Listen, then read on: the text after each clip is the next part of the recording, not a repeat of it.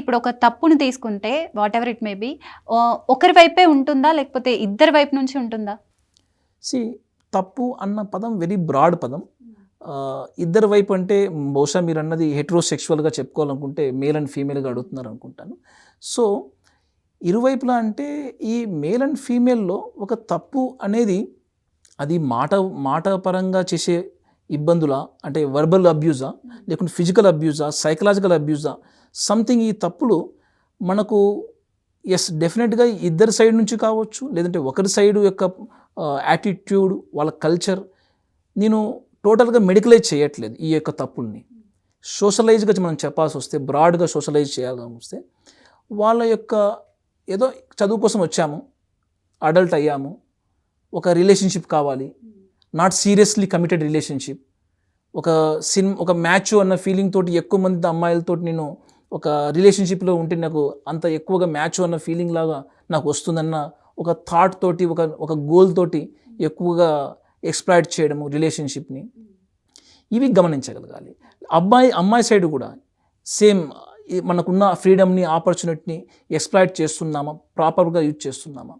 So వీళ్ళు ఎంత మోటివేటెడ్గా ఉన్నారు, ఎంత కమిటెడ్గా ఉన్నారు ఆ చాయిస్, ఆ టైం స్పెండ్ గివింగ్ తోటి.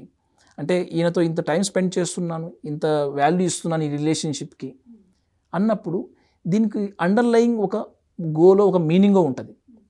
అంటే ఫర్ ఎగ్జాంపుల్ కలిసిపోతున్నాం as a casual friend, knowledge sharing, ఇంటర్మీడియట్లో, డిగ్రీనో, ప్రొఫెషనల్ కెరియర్లో నాలెడ్జ్ షేరింగ్, ఫ్రెండ్షిప్ యూజువల్గా జరుగుతుంటాయి. పలానా కోర్స్ని ఇంత చదివాను, నువ్వు ఇంత చదివావు, let me tell about what you already learn. అలా ఎక్స్చేంజ్ ఆఫ్ ద నాలెడ్జ్ అని ఉండొచ్చు. లేదంటే ఫండ్ షేరింగ్, ఎగ్జామ్స్ అయిపోయాయి, అందరం కలిసి ఒక సినిమాకి వెళ్దాము, అలా ఒక టూర్కి వెళ్ళొద్దాము. సో ఇలా knowledge sharing. Some people will be learn how to live in a happy manner, healthy manner.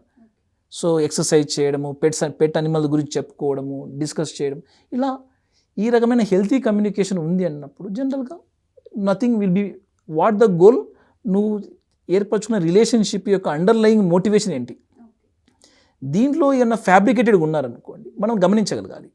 For example ఫ్రీక్వెంట్గా మనీ అడుగుతున్నారు ఫర్ ద నో రీజన్, ఫ్రీక్వెంట్గా టైం అడుగుతున్నారు, ప్రైవసీ టైం అడుగుతున్నారు, ఫ్రీక్వెంట్గా మనకు బయటికి వెళ్ళాలని డిమాండ్ చేస్తున్నారు, రాకపోతే తిట్టేస్తున్నారు. సో ఈ రకంగా ఎక్కడో కొద్దిగా మనం ఇవన్నీ సిగ్నల్స్గా తీసుకోవాలి, ఇది బ్యాడ్ సంకేతాలకి. For example romance is not a illegal term, romance is not a unhealthy term. Every relationship of any marriage and something, any relationship start అయ్యేది ఒక కన్సెన్షువల్గా వచ్చే ఒక రొమాంటిక్ రిలేషన్షిప్ అయినా. బట్ దీన్ని how much we are genuinely we are using అనేది తెలుసుకోగలగాలి, important.